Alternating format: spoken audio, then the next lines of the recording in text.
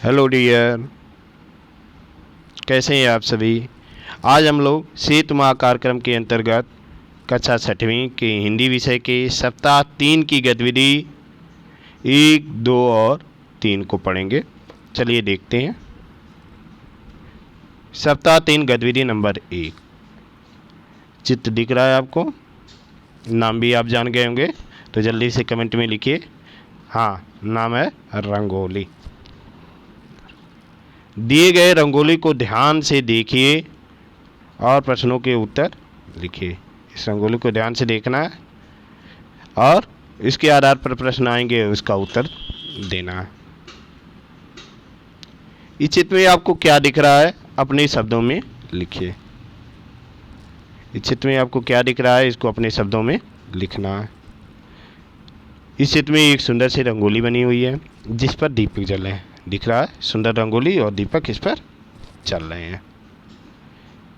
इस रंगोली को बनाने के लिए कौन कौन सी सामग्री उपयोग में लाई गई होगी, तो इसे बनाने के लिए कौन कौन सी सामग्री उपयोग में लाई गई है, इसके बारे में आप लिखेंगे।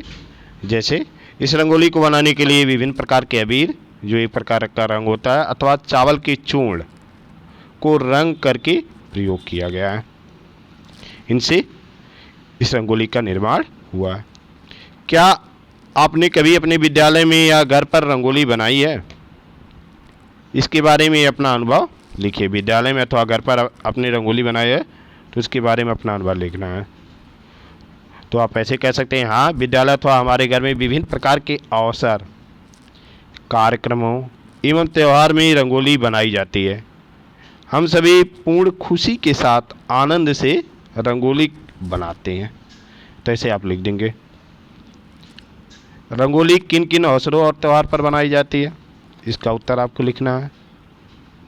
तो आप ऐसे कह सकते हैं, रंगोली विभिन्न अवसरों जैसे मांगलिक कार्यक्रम एवं शादी आदि तथा विभिन्न त्यौहार जैसे दशहरा, दीपावली आदि पर बनाई जाती है। आओ कुछ बनाए और रंग भरें। अपनी पसंद की एक रंगोली का चित्र बनाइए और उसमें अपनी मनपसंद रंग भरिए। तो कोई डिज़ाइन आपको दिया जा रहा है, इसमें से आप कोई एक डिज़ाइन बनाएंगे और उसमें आप रंग करेंगे। गतिविधि 2, कविता की समझ। दिख रहा है चित्र, तितली बनी हुई है, तो वहाँ कविता जो होगा तितलियों पे होगा। चलिए पढ़ते हैं कविता। रंग बिरंगे पंख तुम्हारे सबके मन को भाते हैं, कलियां देख तुम्हें खुश होते, फूल देख मुस्काते हैं। रंग बिरंगे पंख तुम्हारे सबका मन ललचाते हैं। तितली रानी यह कह सभी बुलाते हैं, पास नहीं क्यों आती तितली, दूर दूर क्यों रहती हो। फूल फूल के कानों में जा धीरे से क्या कहती हो। सुंदर सुंदर प्यारी तितली आँखों को तुम भाती हो। इतनी बातें बता दो हमको, हाथ क्यों नहीं आती हो। इस डाली से उस डाली पर उड़ उड़ कर क्यों जाती हो। फूल फूल का रस लेती हो, हमसे क्यों शर्माती हो। इस तरह से आप कविता पढ़ेंगे और इसके बाद इससे आधारित कुछ प्रश्न होंगे, उसके उत्तर देंगे। पद्यांश के आधार पर निम्न प्रश्नों के उत्तर दो। तो कुछ प्रश्न आ रहे हैं। कविता में किसके बारे में बात की गई है, तो आप कमेंट में ज़रूर लिखिए किसके बारे में बात की गई है। तो सीधे उत्तर होगा तितली के बारे में बात किया गया है। तितली को किस नाम से पुकारा गया है, तो आप पद्यांश में पढ़ेंगे। तितली को किस नाम से पुकारा गया है, तितली को तितली रानी के नाम से पुकारा गया है। कलियां और फूल तितली को देख कर के क्या करते हैं, कलियां और फूल तितली को देख कर के क्या करते हैं, तो कलियां और फूल तितली को देख कर के खुश होते हैं एवं मुस्कुराते हैं। खुश होते हैं और मुस्कुराते हैं।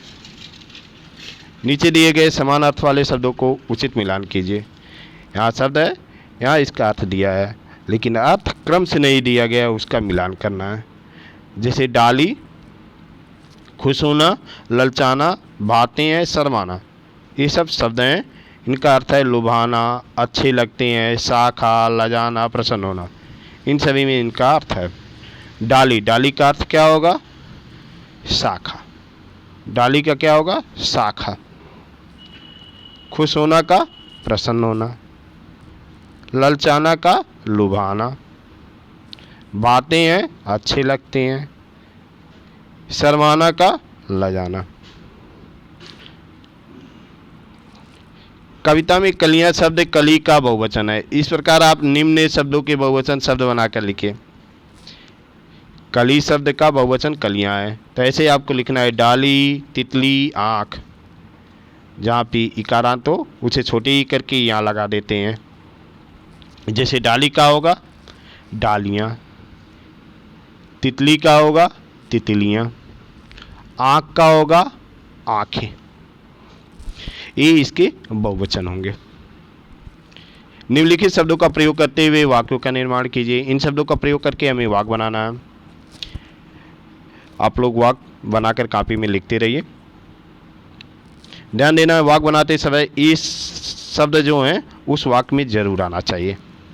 चलिए देखते हैं। तितली का पंख रंग बिरंगा है। हाथ न आना, तितली हाथ न आना चाहती है। अगला है सुंदर सुंदर, तितली सुंदर सुंदर फूलों पर मंडराती है। शर्माना, हमें कभी भी नहीं शर्माना चाहिए। इस तरह से आप भी वाक्य बनाएंगे। कविता में आया फूल, फूल शब्द, शब्द पुनः शब्द युग्म पुनरुक्त शब्द कहलाता है। पुनः युक्त कविता में आए ऐसे अन्य शब्द युग्मों को छांट कर लिखे। यानी जो भी कोई शब्द दो बार लगातार आए उसे हम पुनरुक्त शब्द कहते हैं। पुनः मीन्स दोबारा, उक्त मीन्स कहा गया। तो ऐसे शब्द कविता में आए हैं, जैसे दूर दूर, सुंदर सुंदर, उड़ उड़ कर। तो आप इस तरह के शब्दों को आप अन्य भी कविता या कहानी से छांट कर लिख सकते हैं, जिससे आपको पुनरुक्त शब्द आ जाएंगे। आइए बुने कहानी। गतिविधि नंबर 3 है, इसमें कहानी का निर्माण करना है। नीचे दिए गए चित्रों को ध्यान से देखिए और अपनी पसंद की किसी एक चित्र पर अपने शब्दों में कहानी लिखिए। चित्र आ रहे हैं, आपकी अपनी पसंद की किसी एक चित्र पर आपको कहानी बनाना है।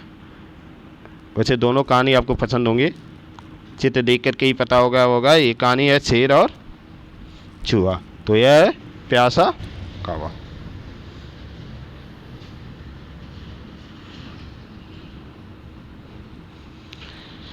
शेर और चूहा पे कहानी।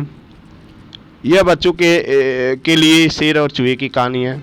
एक दिन शेर अपनी गुफा में सो रहा था। पास में एक चूहा भी खेल रहा था। छोटा चूहा शेर के ऊपर नीचे दौड़ने लगा। इस वजह से शेर जाग गया।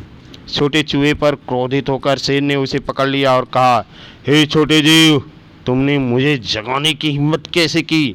मैं तुम्हें मार दूंगा। छोटा चूहा डर गया और उसने शेर से प्रार्थना की, हे जंगल के राजा, कृपया मुझे जाने दो।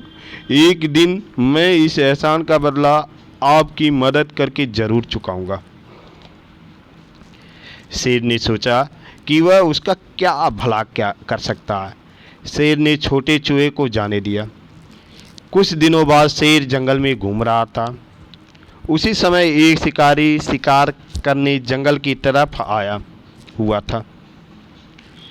शिकारी ने शेर को देखते ही उसका शिकार करने का सोचा और उसकी तरफ जाल डाला। कुछ ही सेकंड में शेर ने खुद को शिकारी के जाल में पाया। वह दौड़ता रहा और जाल से बाहर निकलने के लिए हाथ पैर मारने लगा, लेकिन वह असफल रहा। शेर मदद की गुहार लगा रहा था। जिस चूहे की जान शेर ने बख्शी थी अर्थात बचाई थी, उसने दहाड़ सुनी और शेर के पास दौड़ा। छोटे चूहे ने अपने सभी दोस्तों को इकट्ठा किया और शेर की मदद करने और उसे मुक्त करने का अनुरोध किया। चूहे और उसके दोस्तों ने कुछ ही समय में जाल कुतर दिया और शेर को आज़ाद कर दिया। शेर बच निकला और छोटे चूहे को धन्यवाद दिया। शेर ने चूहे के सभी दोस्तों को अपने आभार व्यक्त किए। उस दिन से शेर और चूहा सबसे अच्छे दोस्त बन गए। इस तरह से हमें कहानी सीख मिलती है कि हमें अहंकार नहीं करना चाहिए, हमें कभी भी किसी को छोटा बड़ा नहीं समझना चाहिए। दूसरी चित्र है प्यासा कौवा का, जो कहानी इस तरह से, गर्मी का मौसम था और बहुत दिनों से सूखी धरती पर बारिश की एक बूंद तक नहीं हुई थी। इस बेचैन देने वाले मौसम से एक प्यासा कौवा पानी की तलाश में इधर उधर भटक रहा था। तेज गर्मी और लगातार उल्टी रहने से उसकी प्यास और भी बढ़ गई थी। कौवे को पानी का कोई भी स्रोत नजर नहीं आ रहा था। कौवे की हिम्मत जवाब देने लगी थी कि तभी उसे पानी का एक घड़ा नजर आया। उसकी जान में जान आई और वह तुरंत वहां पहुंच गया। घड़े के पास पहुंचे कौवे ने पानी पीने के लिए अपनी चोंच घड़े के अंदर डुबोई, पर पानी पी न पाया। कौवे ने फिर ध्यान से देखा। घड़े में पानी तो था, लेकिन पानी इतना नीचे था कि वह वहां तक उसकी चोंच पहुंच नहीं पा रही थी। पानी की गहराई देख बेचारा कौवा दुखी हो गया। उसने इधर उधर देखना शुरू किया कि शायद किसी अन्य बर्तन में पानी दिख जाए, लेकिन ऐसा कुछ नज़र नहीं आया। वह निराश होकर वहां से जा ही रहा था कि उसकी नज़र घड़े से कुछ ही दूर पर मकान बनाने के लिए पड़े हुए कंकड़ पत्थर पर पड़ी। पत्थरों को देखते ही उसके दिमाग में एक विचार आया। वह कंकड़ों को पास गया और अपनी चोंच से कंकड़ ला लाकर घड़े में डालता रहा। कंकड़ों को वह घड़े में तब तक डालता रहा जब तक कि पानी का स्तर ऊपर न आ गया। अब कौवा बहुत आसानी से पानी पी सकता था। उसने घड़े से अपनी चोंच डाली और जी भर कर पानी पिया और अपनी प्यास बुझाई। इस तरह से प्यासा कौवा कहानी संपन्न हुआ, जिसे हमें सीख मिलती है कि हमें हार नहीं मानना चाहिए। जब तक दम रहे, जान रहे, तब तक हमें हर संभव जीतने का प्रयास करना चाहिए। अब कुछ प्रश्न हैं। पहले और दूसरे चित्र में आप जो देख रहे हैं उनके नाम लिखिए। पहले चित्र में जो देखे हैं उसके नाम, तो चित्र देखते हैं, चित्र देखें, नाम लिखना है। पहला चूहा दिख रहा है, चूहा हो गया। दूसरा शेर दिख रहा है, तो शेर हो गया। तीसरा जाल दिख रहा है, तो जाल आप लिख देंगे। और जंगल दिख रहा है तो आपको जंगल लिख देंगे। इस तरह दूसरे चित्र में जो आपने देखा उसके नाम होंगे। चित्र दिख गया, क्या दिखे? कौवा दिख गया, घड़ा दिख रहा है, कंकड़ दिख रहे हैं और पानी दिख रहा है। इस तरह से इसके नाम आप लिख देंगे। किसी भी प्राणी, वस्तु, स्थान, भाव के नाम को संज्ञा के नाम से जान जाता है। हम लोग पीछे भी पढ़ चुके हैं। आप अपने परिवार में या आस पड़ोस में पाए जाने वाले 5 संज्ञा शब्दों के नाम लिखिए। तो ऐसे बहुत से संज्ञा चीज़ें हैं, तो आप 5 ऐसे लिख सकते हैं। घर, नल, पेड़, सड़क, नाली। इस तरह से आप और भी संज्ञा शब्द लिख करके उसका समूह बना सकते हैं। कहानी के शीर्षक का उसके उचित संदेश से मिलान कीजिए और अपने शब्दों में भी कहानियों का संदेश भी लिखिए। प्यासा कौवा, शेर और चूहा, कर भला तो हो भला, जहाँ चाह वहीं रहा वहाँ। तो प्यासा कौवा का उचित क्या होगा? जहाँ चाह वहाँ रहा। शेर और चूहा का कर भला तो हो भला। आप अपना भी संदेश लिखिएगा। बुद्धिमानी, जैसे प्यासा कौवा का, बुद्धिमानी तथा समझदारी से हम कठिनाइयों पर विजय प्राप्त कर सकते हैं। प्यासा कौवा कहानी का आप सारांश इस तरह दे सकते हैं। हमें किसी को भी छोटा बड़ा नहीं समझना चाहिए, अहंकार नहीं करना चाहिए। ये आप शेर और चूहा कहानी का संदेश इस तरह दे सकते हैं। शब्द सीढ़ी, ध्यान दीजिए, शब्द सीढ़ी। डिक्शनरी एक शब्द है, नीचे दी गई शब्द सीढ़ी को ध्यान से देखिए। शब्द के अंतिम अक्षर, यानी कोई भी शब्द होगा उसके अंतिम अक्षर से नया शब्द बनाएंगे और इस तरह सीढ़ियाँ चढ़ते जाएंगे। ठीक, तो आप ऐसे देखेंगे, आप सोचेंगे और इसके उत्तर भी लिखेंगे। जैसे यहाँ दिख रहा है फल, ल से लड़की बन गया, ऐसे लड़की से कैसे कीकर, कीकर से रस्सी, ऐसे आप शब्द बनाते जाएंगे। से सांप, पै से पतंग, ग से गौरैया, य से यमराज, ऐसे शब्द बन गए। यहाँ भी देखिए मधुमक्खी, ख से खीरा, रा से राजा, जैसे जाल, ल से लड्डू, ड से डमरू, र से रथ और थ से थर्मा। इस तरह से आपके शब्द बन जाएंगे। ऐसे आप आपस में दो लोगों के साथ, दो अपने मित्रों के साथ गेम भी कर सकते हैं, जिससे आपके शब्द भंडार भी बढ़ेंगे और आपके सीखने की शक्ति का भी विकास होगा। धन्यवाद, आज बस इतना ही।